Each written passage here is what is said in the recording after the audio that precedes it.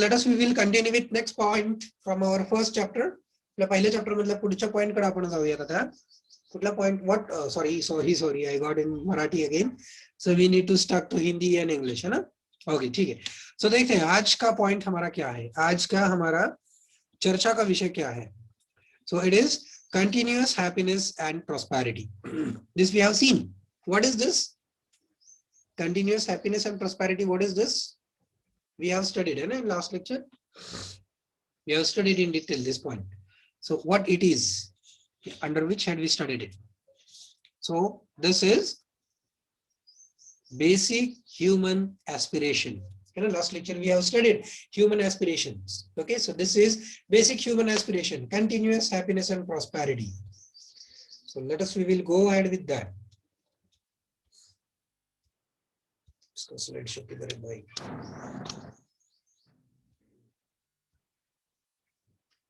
Sure. Ask yourself. What ask? पूछो, खुद से पूछो. क्या पूछना? खुद से पूछो. खुद से. Do I want to be happy? मुझे खुश रहना है क्या? Do I want to be prosperous? मुझे प्रगति करनी है क्या? Continuously, है ना.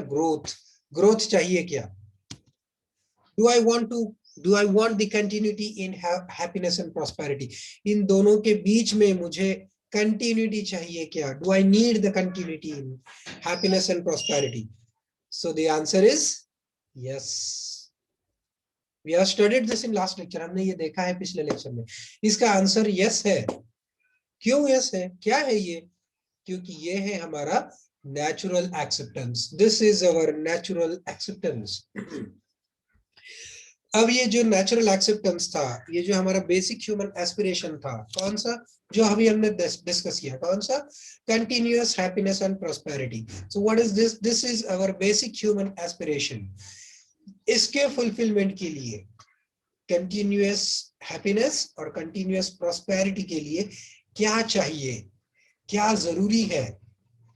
तो उसके लिए जरूरी है right understanding, relationship and physical facility. These all three things are required. किसके लिए चाहिए? ताकि हम हमारी बेसिक एस्पिरेशन फुलफिल करें. बेसिक एस्पिरेशन क्या है? तो बेसिक एस्पिरेशन है कंटिन्यूअस हैप्पीनेस एंड प्रॉस्पेरिटी. ये दो हमारी बेसिक एस्पिरेशंस है. इन दोनों को पूरा करने के लिए, इन दोनों एस्पिरेशंस को पाने के लिए हमें ये तीन चीजें जरूरी है. राइट अंडरस्टैंडिंग, रिलेशनशिप और फिजिकल फैसिलिटी. ठीक है. सो अब हम इन तीनों के बारे में विस्तार में चर्चा करेंगे. Let us we will discuss these three things in detail. The first thing, physical facility and relationship. इन दोनों के बारे में अभी हम डिस्कस करते हैं. सो पहले डिस्कस करेंगे कि फिजिकल फैसिलिटी का मतलब क्या है. So what do you mean by physical facility? Can anyone tell 2-3 physical facilities which we do need? कोई बता सकता है 2-3 physical facilities जो हमें जरूरी है? Those we need. अन्न, वस्त्र, निवारा. Correct. अन्न, वस्त्र, निवारा. We need food. लेकिन फूड कैसा चाहिए यार? चाइनीज चाहिए, कॉन्टिनेंटल फूड चाहिए, इंडियन? ठीक है यार, वो भी. वो फूड और वस्त्र मतलब कपड़े कैसे चाहिए? ब्रांडेड चाहिए सर, ब्रांडेड कपड़े चाहिए. Yes, clothes. निवारा, घर. कैसा घर हो? 1 BHK हो, 2 BHK हो, 3 BHK हो, विला हो, बंगलो हो, है ना. Correct. These are the physical facilities. Not only these, we need vehicle. हमें बाइक चाहिए, हमें कार चाहिए, है ना. So this is also physical facility which we need. Correct. पहनने के लिए शूज चाहिए, जूते चाहिए. Yes, this is the physical facility we need. लिखने के लिए पेन चाहिए. Yes, this is the physical facility we need. Lecture attend करने के लिए मोबाइल चाहिए. Yes, this is the physical facility we need. Lecture conduct करने के लिए लैपटॉप चाहिए. Yes, this is my physical facility which I need. This is the physical facility required. पैसे चाहिए, बहुत सारे पैसे चाहिए यार. बैंक में बहुत सारे पैसे चाहिए, घर में बहुत सारे पैसे चाहिए. पहनने के लिए ज्वेलरी चाहिए, सोना चाहिए, हीरे चाहिए. Yes, these all things come under physical facility. Anything which we can pay and buy, that come under physical facility. जो कुछ भी हम पैसा दे के खरीद सकते हैं ना, वो है फिजिकल फैसिलिटी. Getting it? जो भी हम पैसा दे के खरीद सकते हैं वो है फिजिकल फैसिलिटी. उसके बाद बात करते हैं रिलेशनशिप. अब ये रिलेशनशिप क्या है? रिलेशनशिप मतलब भाई बहन, पिता है हमारे, हमें, और दोस्त है. Yes, this is also part of relationship. Friendship है ना, फ्रेंडशिप रिलेशनशिप शिप है दोनों में. Getting it? सो फ्रेंडशिप, दोस्त है. नेबर्स है, हमारे आसपास के पड़ोसी हैं, that is also a relationship. Society है, yes, this is also a relationship. पेड़ पौधे हैं, yes, you have a relationship with them, आपकी उनके साथ भी रिलेशनशिप है. कंप्लीट नेचर है ना, we have seen it. Relationship के 3 पायदान होते हैं, family level, society level and rest of nature. ये 3 बातें हैं रिलेशनशिप के अंदर, वेयर वी इंटरैक्ट, जहां पे हम इंटरैक्ट होते हैं उसे कहा जाता है relationship. Getting it? Where do we interact? Yes, we interact with our parents, we interact with our friends, we interact with our society, we interact with our trees, plants, you know, water. So then whatever the rest of nature part, उन सबके साथ हमारा interaction है ना. No need, interaction का मतलब सिर्फ discussion नहीं होता है. Getting it? So interaction doesn't only means discussion. Interaction means any kind. It can be physical interaction, it can be mental. सोच के साथ आपका इंटरैक्शन हो सकता है ना. कोई अगर हम खूबसूरत सा फूल देखते हैं तो हमें खुशी होती है, that is a kind of interaction. Getting it? And that generates a relation between you and that what we call a rose or flower and anything. Getting it? That is interaction which generates the relation. वो क्या करता है, वो relation तैयार करता है, वहां पे relation तैयार होता है, bond तैयार होता है ना. Getting it? Interaction के साथ. So this is what we call as physical facility and relationship. अब ये दोनों क्या चाहिए? The gap between our basic aspiration and our state of being. Reason for lack of happiness in my family. अब देखिए हमारे फैमिली में happiness की कमी क्यों है, हम दुखी क्यों होते हैं. तो यहाँ पे हम 2 बातें प्रस्तावित कर सकते हैं, प्रस्तावना 2 बातों के लिए रख सकते हैं. पहली बात, खुशी क्यों नहीं है? क्योंकि हमारे पास फिजिकल फैसिलिटी नहीं है, या फिर हमारे पास फिजिकल फैसिलिटीज जो भी है वो पर्याप्त नहीं है, वो कम है. We have less. Getting it? This is one reason for not being happy or lack of happiness. जैसे कि हम देखते हैं, यार मेरे पास तो 4 व्हीलर ही नहीं है, मेरे दोस्त के पास 4 व्हीलर है, दोस्त के पास अल्टो 800 है. वो क्या सोचता है, यार मेरे पास सिर्फ अल्टो 800 है, लेकिन जो मेरा दूसरा दोस्त है उसके पास कौन सी है, उसके पास यार स्कॉर्पियो है, उसके पास फोर्ड है ना. So what is this? Lack of physical facilities है ना. हमें फिजिकल फैसिलिटी चाहिए. अगर फिजिकल फैसिलिटी नहीं है तो हमारे पास हैप्पीनेस से जाता है, we feel less happy. Getting it? दुखी नहीं कहूंगा मैं, वी फील लेस हैप्पी. हम हैप्पी हैं यार, जो कुछ भी है उससे हम खुश हैं, लेकिन कम है खुशी, खुशी में थोड़ी सी कमी है. जैसे कि मैंने पहले भी एक बार कहा था है ना, घर कितना भी बड़ा हो इसमें एक कमरा कम है. उसी तरह खुशी है लेकिन कम है, lack of happiness because of lack of physical facility. Physical facility के लिए होता है. और दूसरा है फुलफिलमेंट ऑफ रिलेशनशिप. हम रिलेशनशिप में अगर फुलफिल नहीं है तो भी हम अनहैप्पी होते हैं. अब ये कैसे है? सोचिए ना, आपका छोटा भाई है और छोटा भाई होने के बावजूद वो आपके साथ हमेशा झगड़ता रहता है. आप बड़े भाई हो है ना, आप सपोज आप बड़े भाई हो, सो छोटा भाई आपसे क्या एक्सपेक्ट करेगा? प्यार एक्सपेक्ट करेगा. लेकिन आप अगर डोमिनेंसी दिखाते हो, अरे यार मैं बड़ा हूं, सो दिस इज व्हाट डोमिनेंसी. आप अगर उस पर डोमिनेंसी दिखाते हो तो क्या हो गया? आपके रिलेशनशिप में फुलफिलमेंट नहीं है ना. So this is the gap, there is a gap. उसमें एक गैप आ गया, ठीक है. तो उसमें एक गैप आ गया, उसमें कुछ तो कमी आ गई. सो कमी किन दो बातों में आ गई? फिजिकल फैसिलिटी में भी आ गई और फुलफिलमेंट ऑफ रिलेशनशिप में भी आ गई, है ना। इन दोनों की वजह से हमारी फैमिली में क्या रहता है?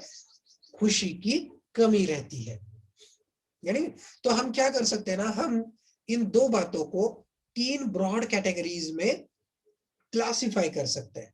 इन दो बातों को, कौन सी दोनों बातें?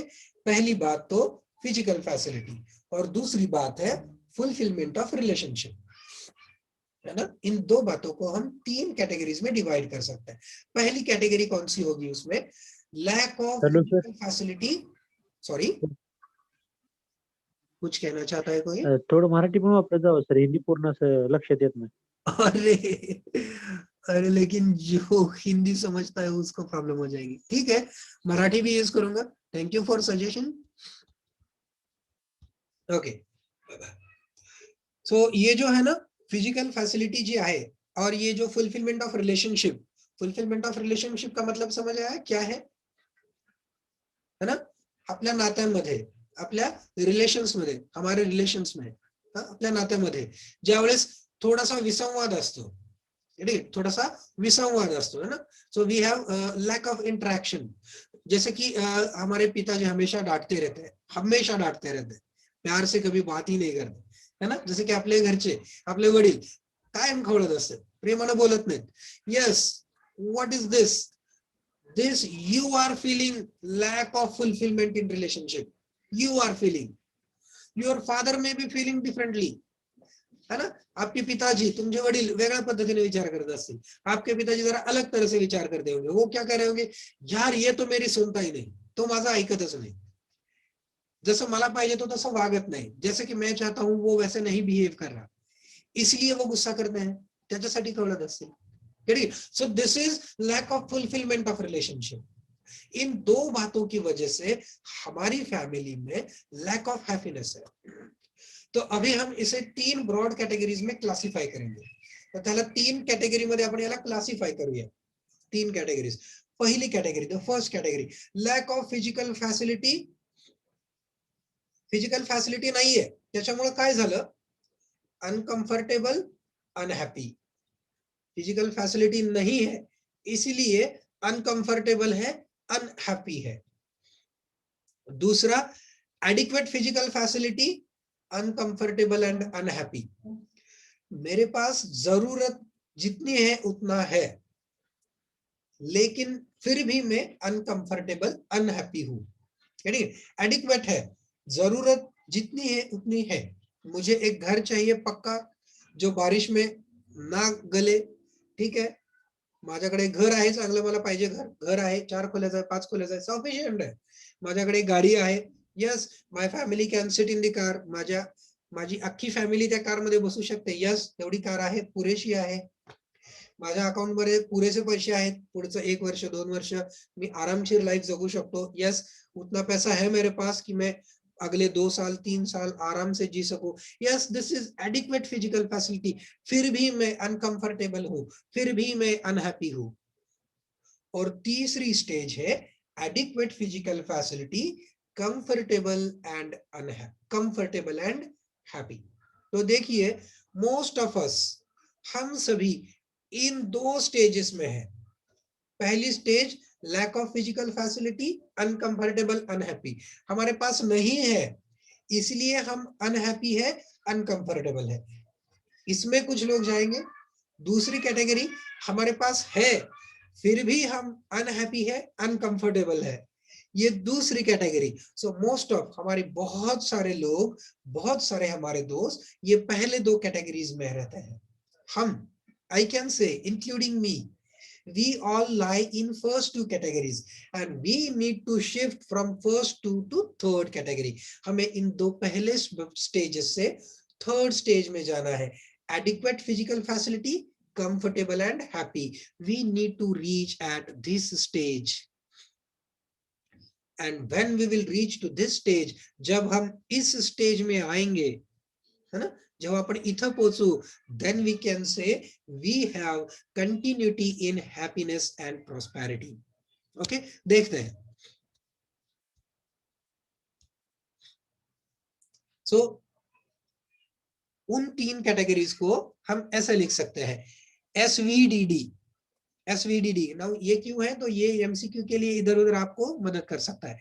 SVDD, what is SVDD? सधन विहीन दुखी दरिद्र। सो सधन विहीन, इट्स अ सिंगल वर्ड। दुखी दरिद्र, इट्स अ सेकंड वर्ड। सधन विहीन दुखी दरिद्र, सेकंड कैटेगरी सधन संपन्न दुखी दरिद्र, एंड थर्ड कैटेगरी सधन संपन्न सुखी समृद्ध, है ना। सधन, सधन मीन्स जिसके पास पैसे है, जिसके पास फिजिकल फैसिलिटीज है, दैट इज कॉल्ड एज सधन, है ना। हमारे पास एप्रोप्रिएट, जितना जरूरी है उतना पैसा है, उतने फिजिकल फैसिलिटीज है, दैट इज कॉल्ड एज सधन। विहीन, सधन विहीन, विहीन मतलब विरहित, उसके बिना, चा शिवाय, है ना। सधन विहीन मतलब फिजिकल फैसिलिटीज के बिना, विदाउट और लैक ऑफ फिजिकल फैसिलिटीज। दुखी दरिद्र, नाउ दुखी एवरीवन नोज, दरिद्र मींस एवरीवन नोज, सो दुखी दरिद्र मतलब जिसके पास नहीं है, फिजिकल फैसिलिटीज नहीं है और जो दुखी दरिद्र है।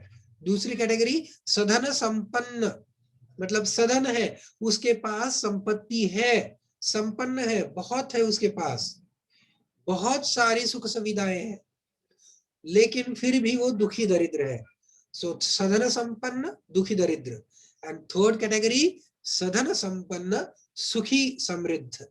सधन है, संपन्न है और सुखी भी है, समृद्ध भी है। We need to reach at the third level, हमें थर्ड लेवल पे आना है, ठीक, याद रखिए। We need to reach from first to third one, okay.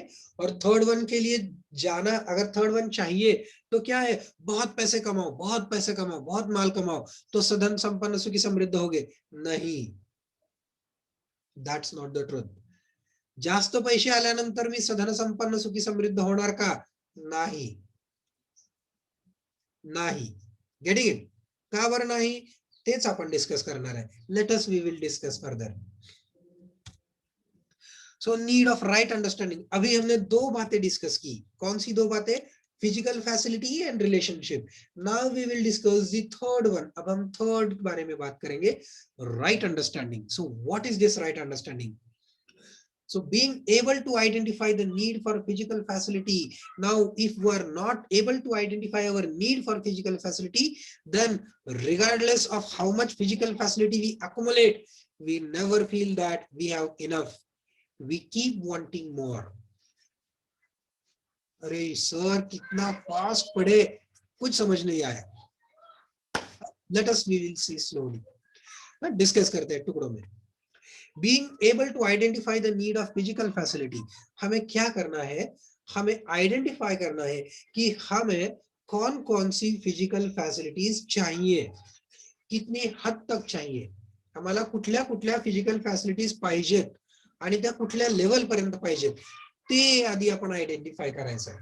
आता ते काय आयडेंटिफाई करायचं है, क्यों आइडेंटिफाई करना है? अगर हम वो आइडेंटिफाई नहीं करेंगे, अगर वो आइडेंटिफाई हम नहीं करेंगे, then regardless of how much physical facility we accumulate, कितना भी अकोमुलेट कर लो, कितना भी पैसा कमाओ, कितनी भी फिजिकल फैसिलिटीज ले लो, we never feel we have enough. हम ऐसा कभी भी नहीं लगेगा कि यार मेरे पास सफिशिएंट है। तो इसलिए पहले हमें क्या करना है, पहले आइडेंटिफाई करना है कि हमें क्या चाहिए, व्हाट वी नीड। मैं ये नहीं कहूंगा कि यार 1 करोड़ चाहिए मुझे, 1 करोड़ मिल जाएंगे तो खुश हो, नहीं। getting it? So you cannot quantify in terms of money. Getting it? So let us we are discussing it, how to quantify this. So this feeling of not having enough is the feeling of deprivation. As a result, one is deprived, exploiting and depriving others. उस वजह से होता क्या है, अगर मैं कितना भी पैसा कमाऊं और मुझे सुखी ना लगे तो मैं क्या करूंगा, तो मैं और ज्यादा पैसे कमाऊंगा।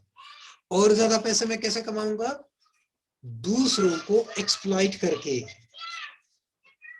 एक्सप्लॉइट मतलब दूसरों को लूट के, दूसरों से छीन के, दूसरों की खुशी कम करके, ठीक है, दूसरों की खुशी कम करके मैं अपनी खुशी बढ़ाऊंगा, है ना। This is exploiting and depriving others, ये एक बात हो सकती है।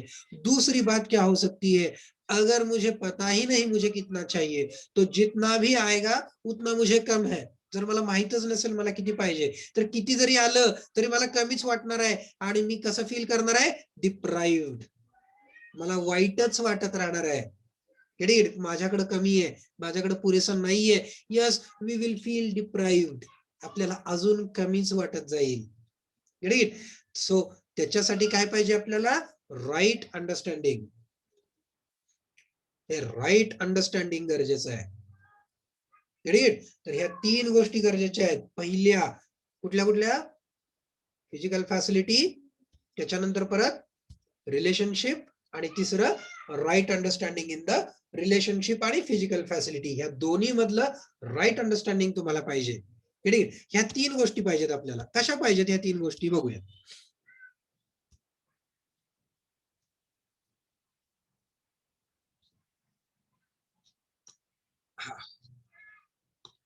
For fulfillment of human being, physical facility, relationship and right understanding, all 3 are necessary. तीनों जरूरी है, लेकिन पहले कौन, पहले कौन, so सबसे पहले चाहिए right understanding. First I should know what I want. मुझे रिलेशनशिप में क्या चाहिए वो मुझे पता होना चाहिए. दूसरी बात, रिलेशनशिप जरूरी है. पहले क्या चाहिए, राइट अंडरस्टैंडिंग. रिलेशनशिप में क्या चाहिए, फिजिकल फैसिलिटी में क्या चाहिए. दूसरी बात आएगी रिलेशनशिप.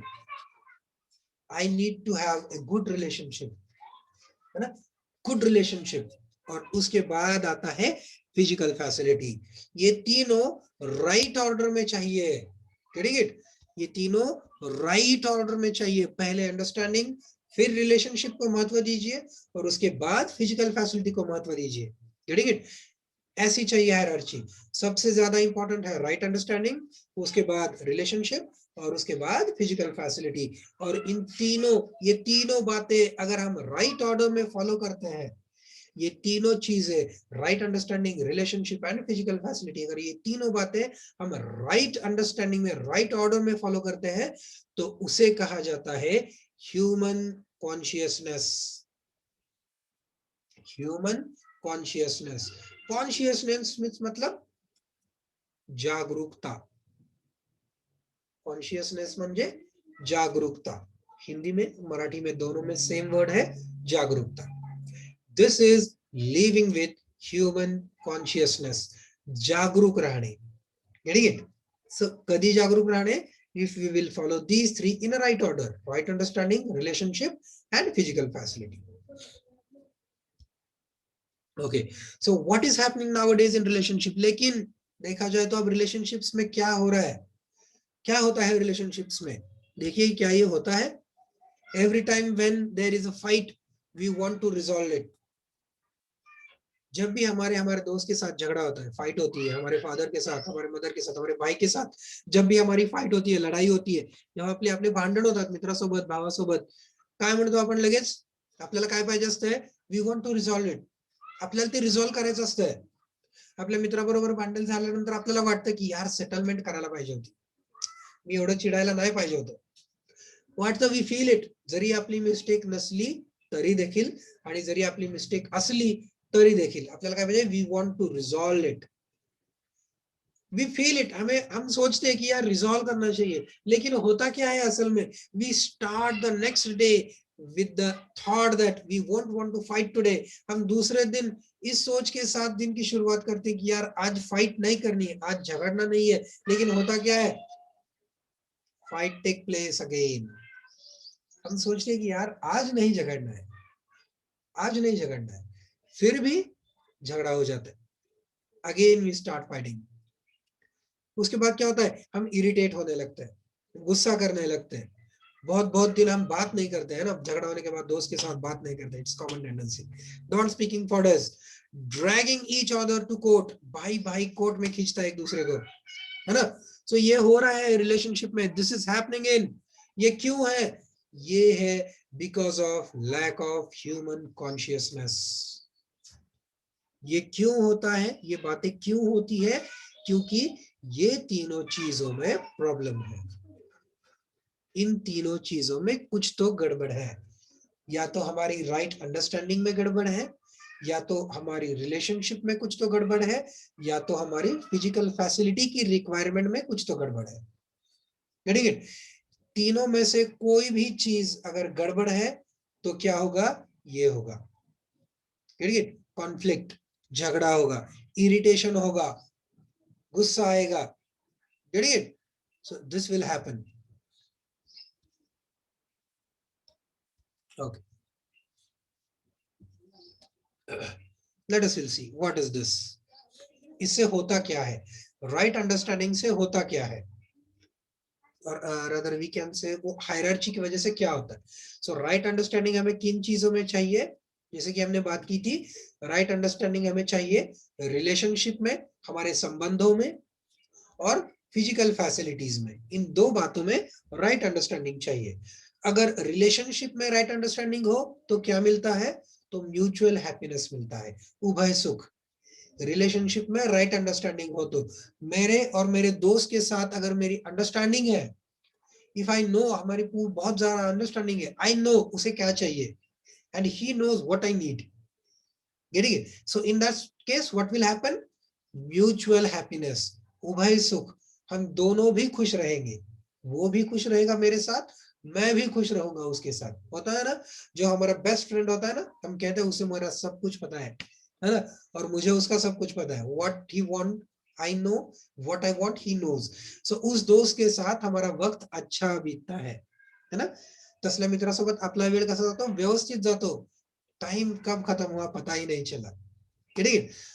वही होता है। देखो ना, कोई अगर आपका अच्छा, आपका फेवरेट टीचर है, आपका फेवरेट टीचर है, वो आपको जैसे चाहिए वो वैसे ही पढ़ाता है।